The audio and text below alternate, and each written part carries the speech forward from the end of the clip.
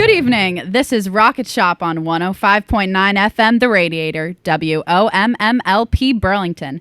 I'm your host, Molly Allen, filling in for Tom Proctor, here interviewing Bobby Coe. Hello, welcome. Hi, thank you. How are you doing? I'm doing very nice. Good. Things are good. Sweet, I know. A little weird during this time. I would love it if you would start us off with a song. Great, sounds good to me. This song is called Pray Tell.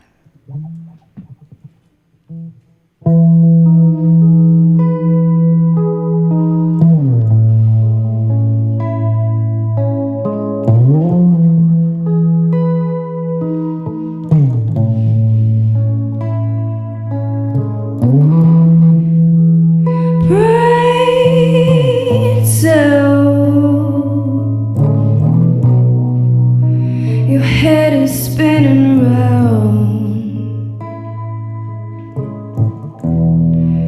Wonder where you went wrong. If you're too far gone, speak to me. Don't wreck yourself with feeling. Memories too far. Remember who you are.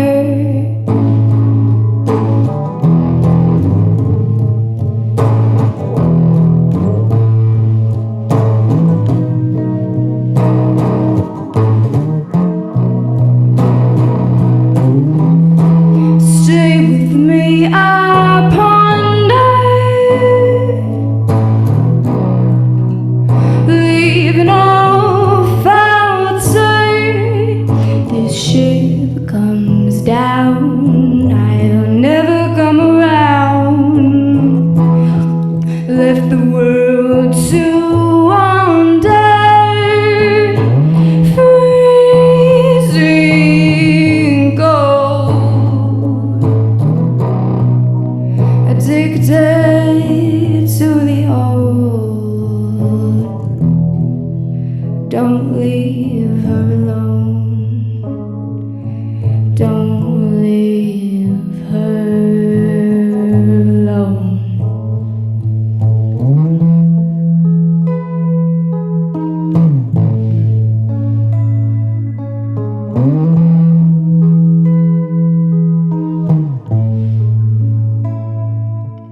I know that we've lost time. Let's make it all up tonight. We'll travel down to parts unknown and grace the world again.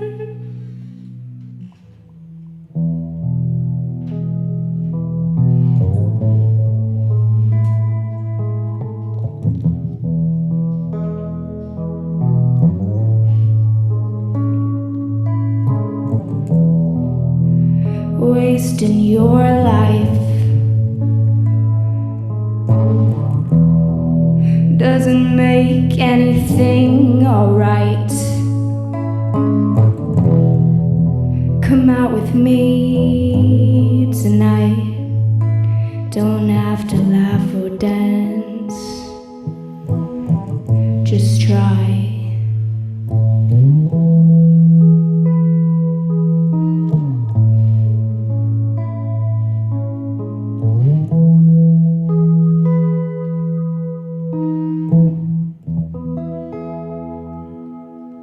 Sweet. All right, that was Pray Tell by Bobby Coe.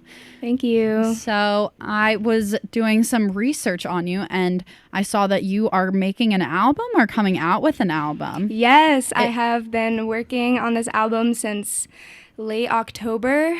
Oh, sweet. Is this song on your newest album? Yes, it is. Ooh, cool. So this is a little sneak peek for the listeners out there. Yeah, I'm really excited to put it out. It's been like my baby, my gem. It's like everything I've been working on for the past almost year. It's pretty crazy. What has it been like writing an album?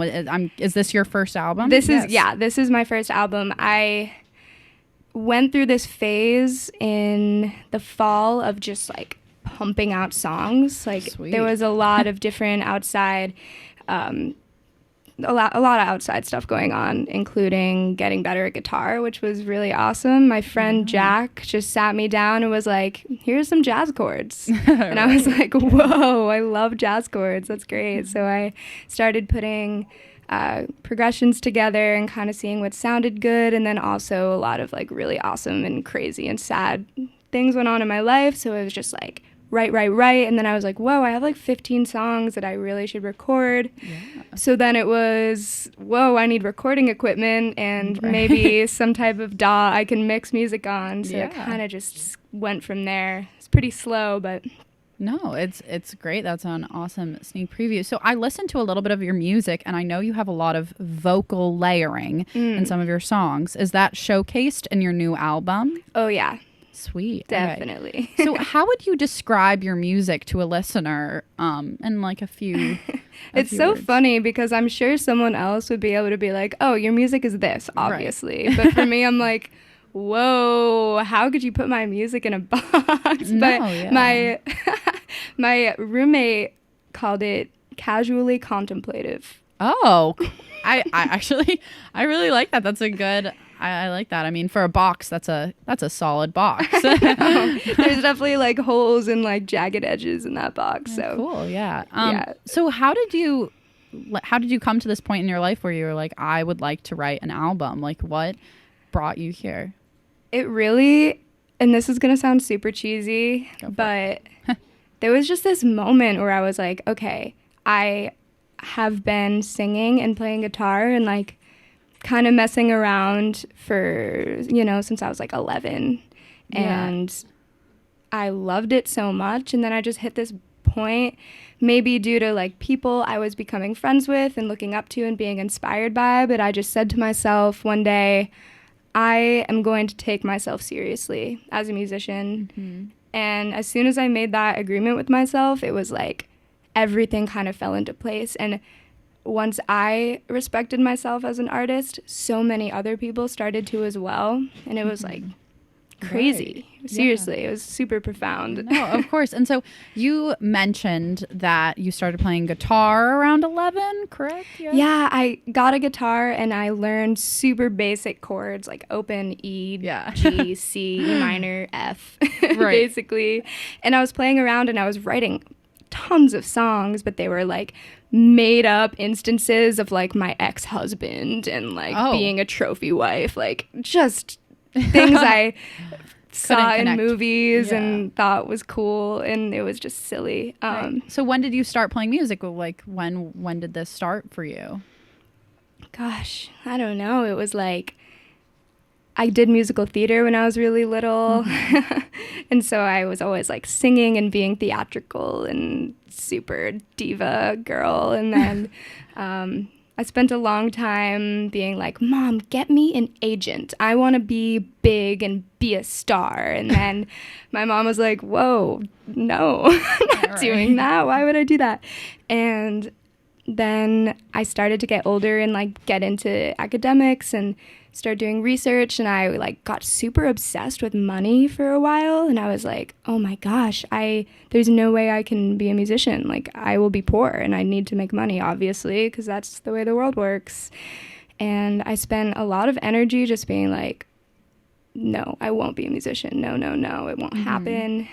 And then I got out of my hometown. I traveled a ton. I met really awesome new friends in college and just picked it up again. It was like, this makes sense. This is like, I've felt this passion since I was tiny. Like, I need to do it. So you mentioned earlier you were tapping into when you were younger, like the ex-husband, all that jazz, like the classic heartbreak songs. How has your music changed since you were that age to where you are now? Yeah, I guess the songwriting processes have changed completely. I used to listen to the radio, like top 40, and be like, this is how a song is, like verse, chorus, bridge, chorus, and that's the end of the song. And it was very like linear and all the same. And I would write songs like that. And now I realize when I write songs that come directly from like my being and my heart, it happens quickly and it happens in no particular order or like chorus in a way. And sometimes it does. And sometimes I'm like, this is super catchy and it's a pop song. And sometimes I'm like, whoa, this is not anything I've heard before, made before. Right. So you mentioned that you grew up a little outside of Boston earlier to me, and I was wondering, like, what were your musical influences? And, you know, Boston has its own type of music and so on and so definitely. forth. Right? I definitely grew up in high school and even middle school listening to a lot of hip hop, a lot of rap, and some R&B. And then I also got into some like really like indie folk as well. So I had like, I called it like my morning music and my nighttime music. I would like drive to school with Gregory Alan Isaacoff and then drive home with Kendrick Lamar playing, you know. It was like tons of different genres all coming in. And so how has that like worked with your music and your taste? Like, have you taken some of that and put it in your music? Have you done so on and so forth? I think I'd like to say that my music is kind of a mesh between like hip hop, like I don't know if you know Raven Lenae, No Name, kind of like rhythmic jazzy music with like indie folk acoustic singer-songwriter music. Right. Cool. Okay. So what is your personal music writing process? I mean, like you're writing all these songs, you wrote a whole album. How do you just like sit down and write out a song? Like what's your process for that? It's honestly, it changes all the time. Sometimes I just am fiddling with chords and I'm like, ooh, this is a great chord progression. I'm going to make a song with this, you know? And I'll kind of sit down and be like, it's time to write a song. And it'll usually, when it's like that, it's usually about like the world and things going on that don't really have to do with like me or my emotions as much.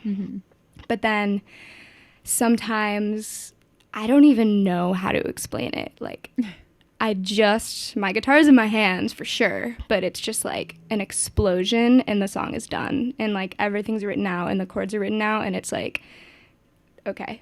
Do you find that you take things from your like everyday life and put that in your music and kind of weave your two lives together? Like my musician life and my your career life? Yeah. Yeah, definitely. Yeah. So what is it you do outside of music that kind of influences where you are today? So I am a farmer. I do permaculture. Right. So those are obviously two really distant ideas, but in my mind, they're just the same. So I study permaculture, which is kind of the combination of ecology and geology and botany and farming and kind of taking everything and putting it together and also honoring like social justice and indigenous cultures that like came up with these agricultural practices thousands of years ago and we're just now coming back to be like, oh yeah, they probably did something right because they were native to the land for 4,000 years before we came and pretty much destroyed it. So yeah, with everything going on right today with all of the movements that are happening in the protests, how are you reading into that? I heard you say a little bit about social justice and how you want to get that in your music. Definitely. I want to, and if I can be an activist in any way, living in Burlington, Vermont, and being a white girl and kind of waking up to all the systemic craziness that I was pretty shut off from growing up, it's open the ears of people and spread love to those who might not be feeling that way towards groups of people. And then also just a way to outlet my energy in some like crazy, angry, fiery way as well. Yeah, using the the anger and the passion that comes from these very large protests and putting it into your music. Yeah, well, I would love to hear another one of your songs. Great. So what is up for us? Okay, I think I'll play my song that I'm about to release as my single before the full album comes out. It's called Baby Boo, and it should be out by the end of the month. I've kind of been taking my time with all of this, but yeah, here it is.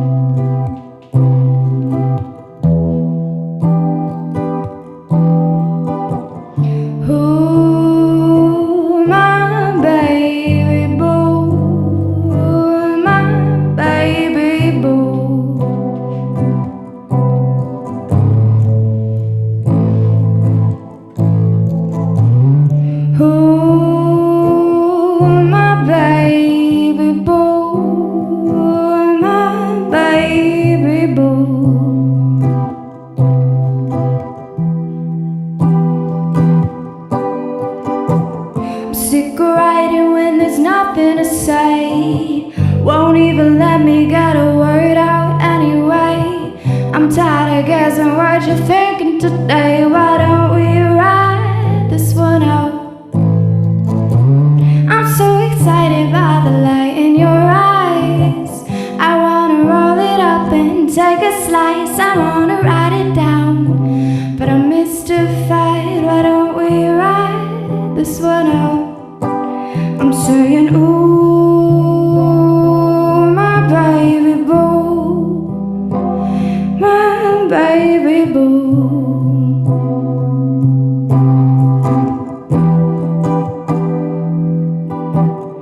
Doesn't take a single day. Think we ought to get away. I waited for it. I think I did something right. But you wanted me to change. No, baby, don't play that way. I'll wait for it until I do something right. I'm saying, ooh, my baby boo, my baby boo, ooh, ooh, ooh, ooh.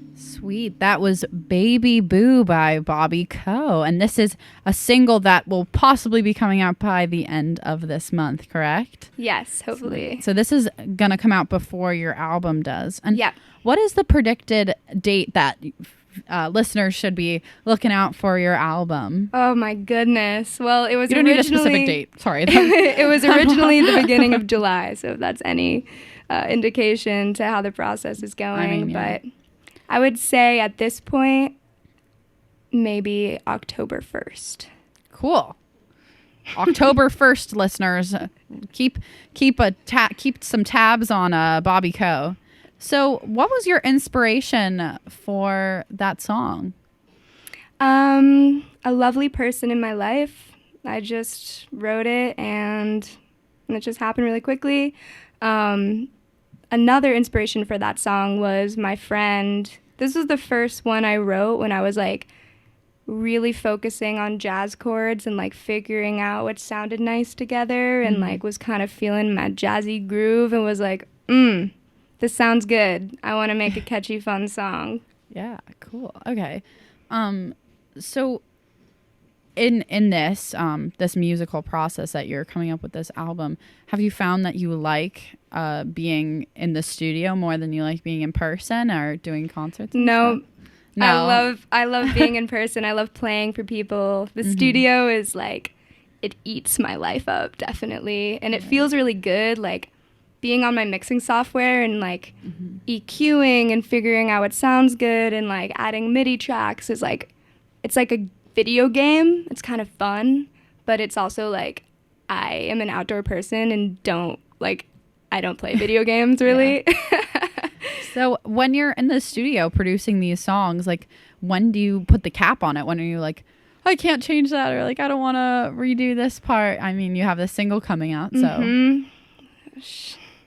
I don't know. Honestly, it's really hard. I think that's probably something a lot of musicians struggle with is being like, this is done now.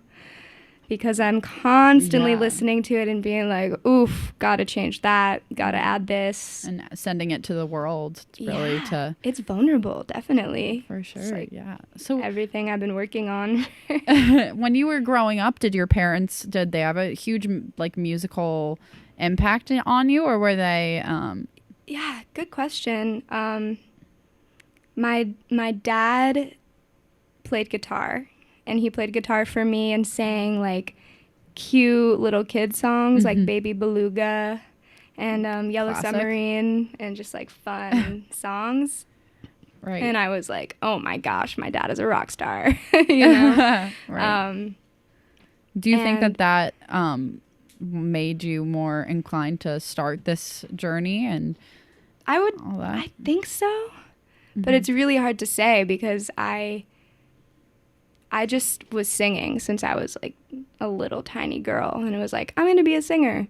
Right. My parents were like, okay, if you want to.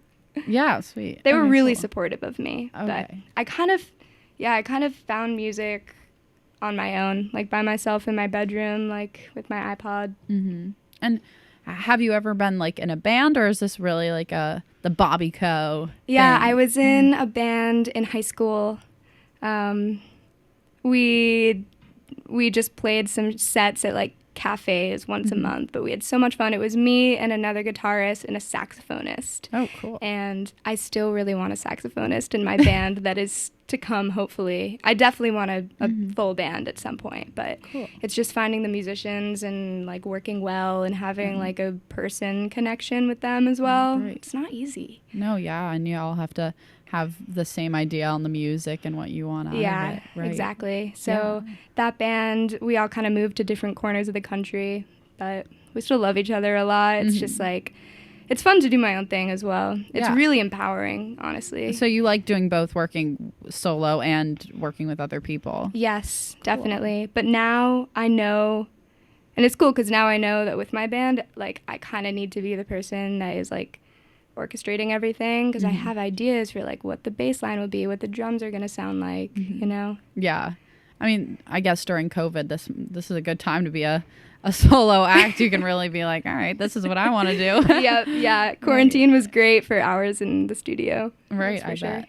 So, if you could open for any artist ever, living or dead, this is a very loaded question. You can be like, this person and this person, blah, blah, blah. Who would it be? Oh my gosh. Okay.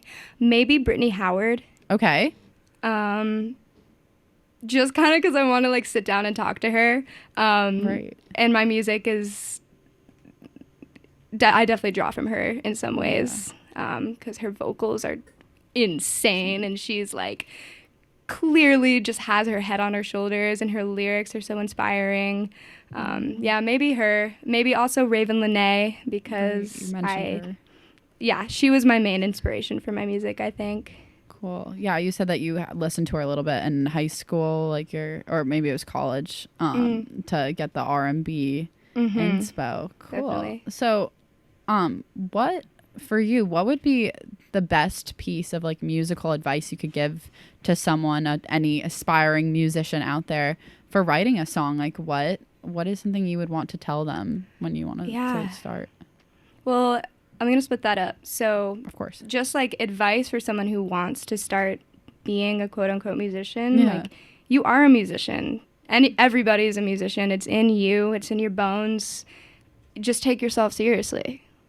Right. Seriously, that's all it is. I think especially for women, it's really common for girls to just second guess themselves and be like, yeah, I make music, but like it's not that good. And it's like, no, it's great. And if you shine and you like open yourself, it's gonna actually sound better. How do you feel being a woman in the industry? I mean, this is a very large industry, as I said. So what is it like for you? It's for the most part really fun, because I'm somebody who loves to prove themselves, and I love to learn a lot. So it's kind of fun for when someone's like, oh, who's producing your album? And it's like, I'm producing my album. And like, oh, who's mixing it? It's like, oh, I'm mixing it, and I'm watching YouTube videos and I'm learning as I go, but it's fun. Cool. But I've definitely also had some serious BS when it comes to live shows and getting booked, and like, I can't get booked at a bar unless a man is like booked right after me. I don't think I've ever played at a bar like just myself without someone else. If you're a bar in Burlington and you are listening to this, you have gotten a little snippet. So they're a little shameless plug for Bobby. Yeah, definitely. I mean, that is just something I'm very aware of. Yeah. No, yeah. So if you could change anything about the music industry, really, what would it be? Oh my gosh. Whoa. That's like reforming the music industry is like reform in general. Like definitely systemic racism. Stop. Stop that. Like black music is everything. Black music shapes all music, shapes every white person, you know? It's like respect, please. And also huge corporate labels just like, I don't know. Stop. Stop using musicians. Stop owning small labels, and like the small labels have to pretend that they're on their own when they're not. They're like totally giving all their money to the man. So what is your plan going forward for the future with, like, what do you want to do in the foreseeable future with your music? Honestly, I just want to make a little bit of money playing small gigs whenever I want. That would just be the best thing ever. Yeah, I mean, maybe some festivals, but just like fun places, connect with cool other musicians, and like enjoy myself while also, you know, doing my permaculture thing in the woods somewhere. Yeah, and so now that you're based in Burlington, what is it like playing here and in Vermont, really, in general? It's so fun. It's so fun. The music scene up here is amazing. I mean, you guys are amazing. So open to like new local music. It's phenomenal. Yeah, I'll say something. One thing I really love about Vermont is we have so many different types of music. You know, like you can hear country music and then you can hear R&B, and they could be in the same lineup. and no one would question it. Absolutely, absolutely. You'll have like a hip hop artist play right before, and it's like acoustic singer-songwriter set, and everyone's like, sweet, we got some. There we go. Yeah, for sure. So for the listeners out there, where can we find your music? Where should we go to look for you? So I am Bobby Coe on Spotify.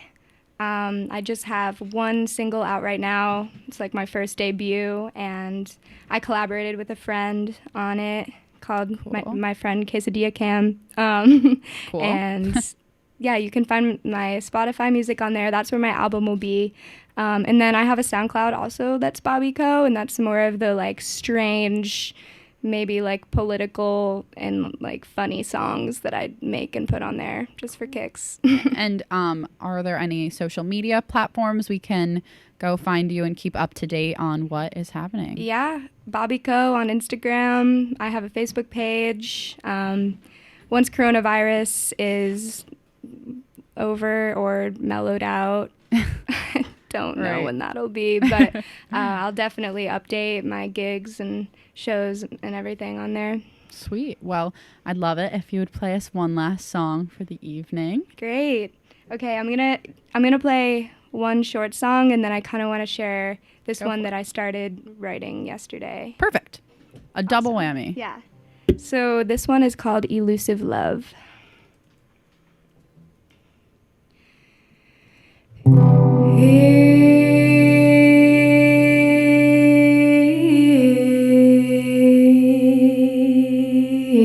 Elusive love, keep me on my toes.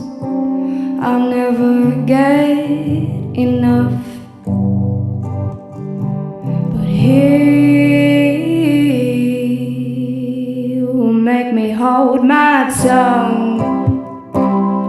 Got me checking my watch.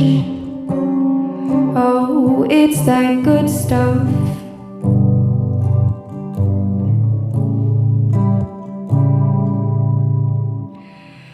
But he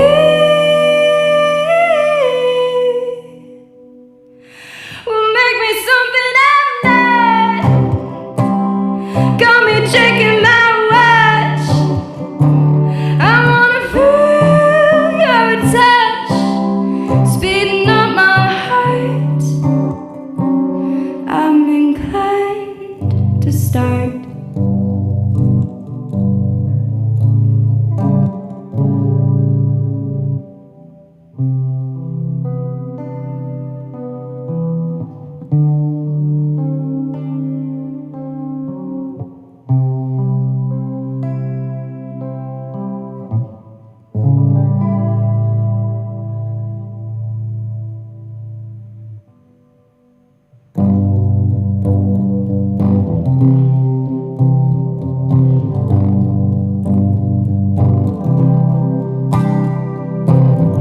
Sick of second guessing myself.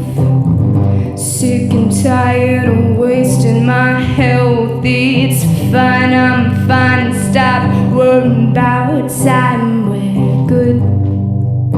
We're good. Sick of second guessing myself. Sick and tired of wasting my health. It's fine, I'm fine. Don't worry about time. We're good. We're good. We're good.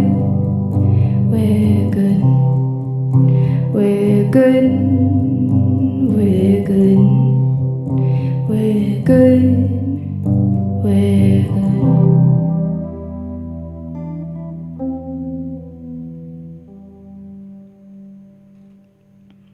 Cool. That was Elusive Love. Elusive Love. Cool. That was Elusive Love by Bobby Coe.